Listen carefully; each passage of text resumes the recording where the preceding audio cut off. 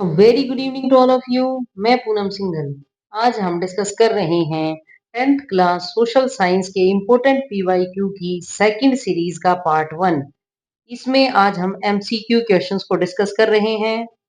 आज का first question है, वी शेरॉल ने भारतीय अशांति का जनक किसे कहा था? आपके ऑप्शंस हैं, ए जवाहरलाल नेहरू को, बी लाला लाजपत राय को, सी अरविंद घोष को, डी बाल गंगाधर तिलक को। आपका करेक्ट ऑप्शन होगा सी अरविंद घोष को।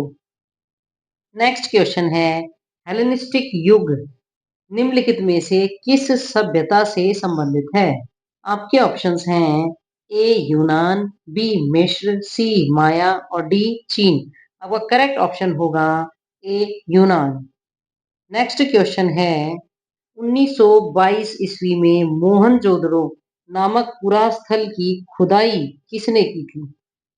तो आपके जो ऑप्शंस हैं वो हैं, ए व्हीलर, बी दयाराम साहनी, सी राखल दास बनर्जी और डी एस आर राव। आपका करेक्ट ऑप्शन होगा सी राखल दास बनर्जी। नेक्स्ट क्वेश्चन है, लोकमान्य के नाम से कौन प्रसिद्ध था? आपके ऑप्शंस हैं, ए लाला लाजपत राय, बी विपिन चंद्रपाल, सी बाल गंगाधर तिलक और डी अरविंद घोष। तो आपका करेक्ट ऑप्शन है सी बाल गंगाधर तिलक। इन्हीं को लोकमान्य तिलक भी कहा जाता था। नेक्स्ट क्वेश्चन है, इनमें से सबसे महत्वपूर्ण रबी की फसल कौन सी है? आपके ऑप्शंस हैं, ए कपास, बी गेहूं, सी धान और डी पटसन। आपका करेक्ट ऑप्शन होगा ए गेहूं। नेक्स्ट क्वेश्चन है, निम्नलिखित में से कौन सा राज्य मैग्नीज का सबसे बड़ा उत्पादक है? आपके ऑप्शंस हैं, ए महाराष्ट्र, बी मध्य प्रदेश, सी ओडिशा, डी कर्नाटक। आपका करेक्ट ऑप्शन होगा B Madhya Pradesh.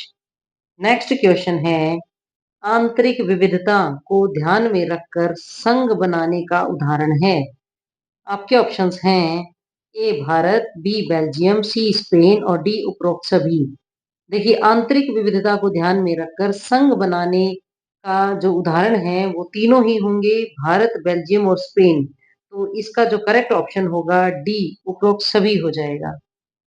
Next question है, भारत की पंचायतों और शहरी निकायों में महिलाओं को कितना आरक्षण दिया जाता है? आपके ऑप्शंस हैं, ए 1/2 भाग, बी 1/3 भाग, सी 1/4 भाग और डी 1/5 भाग।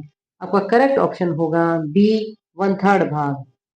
नेक्स्ट क्वेश्चन है, जब विभिन्न दल सरकार बनाने के लिए सत्ता साझा करते हैं तो उसे क्या कहा जाता है? यानी बहुत सारे दल एक साथ सरकार बनाने के लिए सत्ता को जब साझा करते हैं उसे क्या कहा जाता है? आपके ऑप्शंस हैं, ए बहुसंख्यकवाद, बी संघीय, सी सामुदायिक, डी गठबंधन। तो आपका करेक्ट ऑप्शन होगा डी गठबंधन। नेक्स्ट क्वेश्चन है, निम्नलिखित पड़ोसी देशों में से मानव विकास के अनुसार किस देश की स्थिति भारत से बेहतर है? आपके ऑप्शंस हैं, ए बांग्लादेश, बी पाकिस्तान, सी नेपाल, डी श्रीलंका। तो इनमें से जो डी श्रीलंका करेक्ट ऑप्शन होगा, क्योंकि श्रीलंका की स्थिति ही भारत से बेहतर है इनमें से। बाकी बांग्लादेश, पाकिस्तान और नेपाल तीनों ही भारत से मानव विकास की स्थिति में कम बेहतर हैं। नेक्स्ट क्वेश्चन है, नीचे दिए गए वाक्य क्रमशः हैं, अभिकथन ए व कारण आर होगा यहाँ पर, आर के रूप में दिए गए हैं।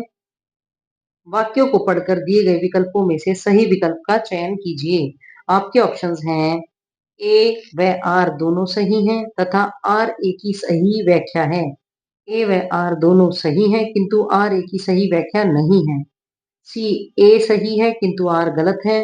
डी ए व आर दोनों गलत हैं। आपके अभिकथन और कारण हम देखते हैं। अभिकथन ए, सत्ता की साझेदारी लोकतंत्र की आत्मा है। ये बिल्कुल करेक्ट होगा, क्योंकि सत्ता की जो साझेदारी है वो लोकतंत्र की आत्मा है।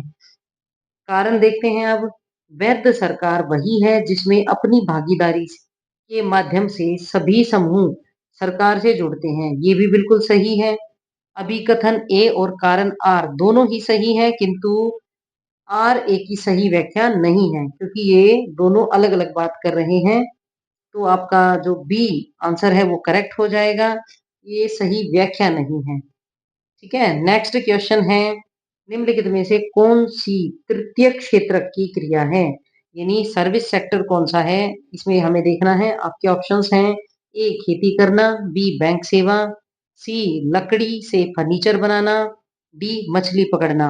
आपका करेक्ट ऑप्शन होगा बी बैंक सेवा, क्योंकि इसी को सर्विस सेक्टर कहेंगे हम इनमें, इन ऑप्शंस में से।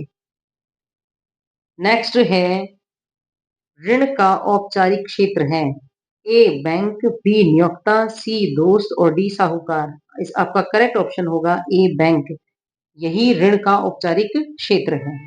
नेक्स्ट क्वेश्चन है, नीचे दिए गए वाक्य क्रमशः अभिकथन ए व कारण आर के रूप में दिए गए हैं। वाक्यों को पढ़कर दिए गए विकल्पों में से सही विकल्प का चयन कीजिए। आपके विकल्प हैं, ए व आर दोनों सही हैं, आर ए की सही व्याख्या है। बी ए व आर दोनों सही है, किंतु आर ए की सही व्याख्या नहीं है। सी ए सही है किंतु आर गलत है। डी ए व आर दोनों गलत हैं। आपका जो अभिकथन देखते हैं, अभिकथन ए, असंगठित क्षेत्र में श्रमिकों का शोषण होता है, ये बिल्कुल सही बात है। नेक्स्ट है, कारण संगठित क्षेत्र में रोजगार सुनिश्चित होता है, ये भी बिल्कुल सही बात है। दोनों ही करेक्ट हैं, लेकिन अभिकथन जो कारण है वो व्याख्या नहीं करता है। किंतु देखिए, आपका जो करेक्ट ऑप्शन होगा बी होगा, ए व आर दोनों सही है, किंतु आर ए की सही व्याख्या नहीं है, क्योंकि ये दोनों ही एक असंगठित क्षेत्र की बात कर रहा है और दूसरा संगठित क्षेत्र की बात कर रहा है। दोनों अलग-अलग बातें कर रहे हैं। दोनों ही बातें सही हैं, लेकिन एक दूसरे की व्याख्या नहीं करते हैं। नेक्स्ट क्वेश्चन होगा आपका, राज तरंगिणी के लेखक कौन थे? आपका जो ऑप्शन है वो सॉरी, आपका जो आंसर होगा वो होगा कल्हण। नेक्स्ट, भारत में उपभोक्ता संरक्षण अधिनियम किस वर्ष कार्यशील हुआ? उपभोक्ता संरक्षण अधिनियम 1986 में कार्यशील हुआ था। नेक्स्ट क्वेश्चन होगा हमारा, वास्तविक विकेंद्रीकरण की दिशा में एक बड़ा कदम कब उठाया गया? ये था 1992 में, वास्तविक विकेंद्रीकरण की दिशा में एक बड़ा कदम था। नेक्स्ट क्वेश्चन है, गायत्री महामंत्र के संबंध में वेद, मतलब संबंध से संबंधित वेद कौन सा है? गायत्री महामंत्र, ए अथर्ववेद, बी यजुर्वेद, सी सामवेद और डी ऋग्वेद। देखिए, गायत्री महामंत्र ऋग्वेद से संबंधित है, तो आपका करेक्ट ऑप्शन डी हो जाएगा। नेक्स्ट क्वेश्चन है, हरिस्तान लो अयस्क सर्वोत्तम किस्म का होता है, यानी लो अयस्क की सर्वोत्तम किस्म बतानी है हमें।